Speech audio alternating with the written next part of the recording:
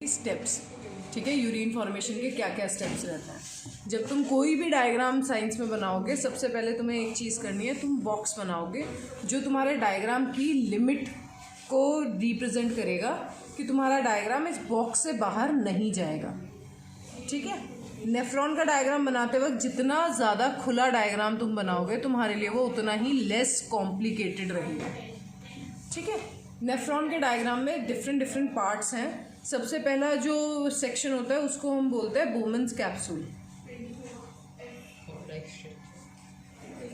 जो कि cup like structure होता है, जैसा कि ओम ने बोला। वेरी गुड ओम। मैंने नहीं बोला, सही बोला। अच्छा, वेरी गुड। सेकेंड जो पार्ट होगा that will be the tubular part of nephron, जहाँ पर reabsorption of water and minerals हो रहा है। और लास्ट पार्ट होगा कलेक्टिंग डक्ट। सो हम जब डायग्राम बनाएंगे हमें ये तीनों पार्ट बहुत क्लियरली बनाने हैं, क्योंकि मेन पार्ट तुम्हारा यहीं पर हो रहा है। सो लास्ट में तुम दो पैरेलल लाइंस बनाओगे जो कि कलेक्टिंग डक्ट को रिप्रेजेंट करेंगी। ठीक है, और बिल्कुल स्टार्टिंग में जहाँ ये लाइन है उसके बिल्कुल स्टार्टिंग में यहाँ तुम एक सी शेप बनाओगे और सारी लाइंस यहाँ पे डबल लेयर वाली बनेंगी। ठीक है, सो ये जो सी शेप है ये तुम्हारा बोमन्स कैप्सूल हो जाएगा। इसके बिल्कुल ऑपोजिट एंड पे इरेज करोगे, यहाँ पर एक इरेज करोगे लाइन, यहाँ से तुम्हारा नेफ्रॉन जो है वो कलेक्टिंग डक्ट से कनेक्टेड होगा। And you will make such branches on this part of collecting duct, जहाँ पे जो क्या रिप्रेजेंट हो रहा है कि multiple nephrons are connected with the collecting duct. ठीक है, अब यहाँ से तुम्हें जो तुम्हारा ट्यूब्यूलर पार्ट है वो बनाना स्टार्ट करना है और तुम्हें इसमें नॉट्स दिखानी है। अब वो जो नॉट्स तुम दिखाओगे वो कितनी बड़ी कितनी कॉम्प्लिकेटेड है वो तुम्हारे ऊपर डिपेंड करता है, जितना तुम्हें समझ में आए। अब जैसे मैंने ये यहाँ पर ऐसे टर्न किया, एक डिप दिखाना है, डिप सब दिखाएंगे, और फिर मुझे इसी पार्ट को डबल लेयर बनाना है। बनाया था मैम क्लास में, ऐसे कुछ भी बना देना, कुछ भी बन जाए, बस ये नॉट दिखनी चाहिए, लाइनें जानी चाहिए लकीरें। और यहाँ से फिर इसको रहने दे, यहाँ से कनेक्ट कर देना है। ठीक है, जितना थिन इस पार्ट को बना सकते हो नीटली उतना थिन तुम इसको बनाते चले जाओगे। ओके, अब यहाँ पर हो क्या रहा है, बेसिकली रीनल आर्टरी जो है वो ब्लड लेकर आएंगी, उस ब्लड में से नाइट्रोजन वेस्ट, ठीक है, सो नाइट्रोजनस वेस्ट जिसमें तुम्हारा अमोनिया और यूरिक एसिड आता है, उसके साथ साथ वाटर और सॉल्ट्स, ये सब ब्लड से एब्जॉर्ब हो जाएंगे, फिल्टर आउट हो जाएंगे। सो यहाँ से रीनल आर्टरी आएगी, यहाँ पर फिल्ट्रेशन यूनिट्स होती हैं जिन्हें हम बोलते हैं ग्लोमेरुलस। क्या बोलते हैं? Glomerulus.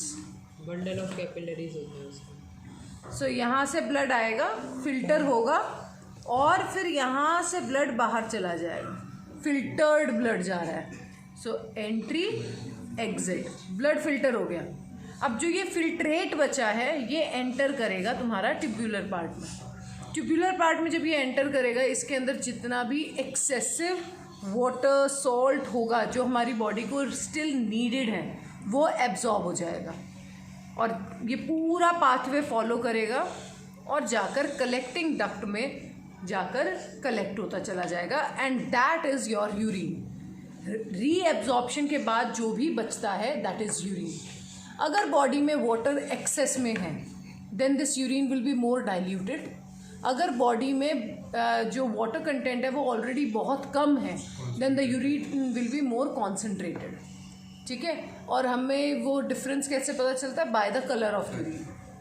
So concentrated urine will be more yellowish in colour and more diluted will be more transparent in colour.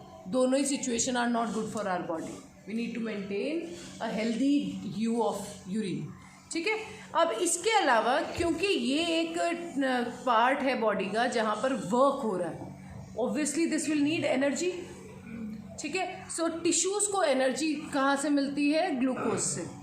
So respiration होगा यहाँ पे हर सेल में, हर टिश्यू में। उस रेस्पिरेशन के बाय प्रोडक्ट के फॉर्म में कार्बन डाइऑक्साइड रिलीज होगी। सो अब यहाँ पर क्या होगा, जो ये ब्लड तुम्हारा फिल्टर आउट हुआ है, ये कैपिलरी, ये ब्लड वेसल्स तुम्हारी इसी पूरे पार्ट पे वाइंडेड होती हैं ताकि इसमें प्रेजेंट ऑक्सीजन को सारे पार्ट्स को प्रोवाइड कर सकें। ठीक है। सो तुम क्या कर सकते हो, पेंसिल की जगह कोई पेन ले सकते हो एंड उससे फिर तुम अपनी आर्टरीज शो करोगे। आर्टरीज इसी के ऊपर वाइंड करेंगी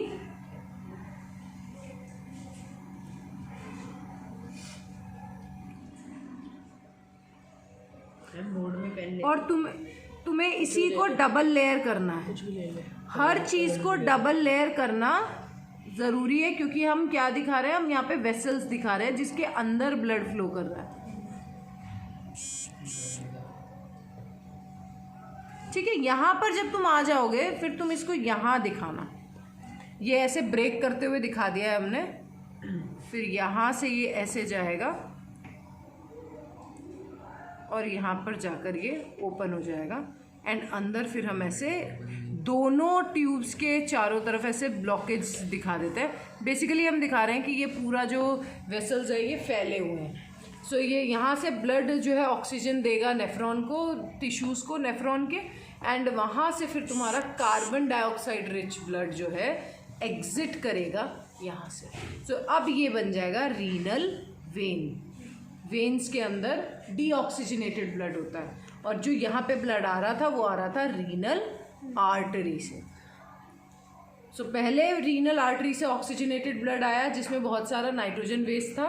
नाइट्रोजन वेस्ट जो है वो यूरिन के फॉर्म में कलेक्टिंग डक्ट में चला गया और जो सारा ब्लड है ऑक्सीजन जो है वो नेफ्रॉन को देगा एंड नेफ्रॉन फिर CO2 वापस से ब्लड में देगा। रीनल वेन के थ्रू ये ब्लड वापस हार्ट में चला जाएगा। This part is your collecting duct.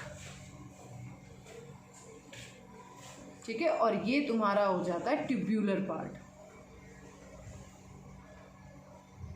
Tubular part क्यों ज़रूरी है? क्योंकि बहुत कम जगह में बहुत सारा रीएब्जॉर्प्शन हम कराना चाह रहे हैं, तो इसलिए उसको हमने नॉट्स की फॉर्म में यहाँ पे देख पा रहे हैं।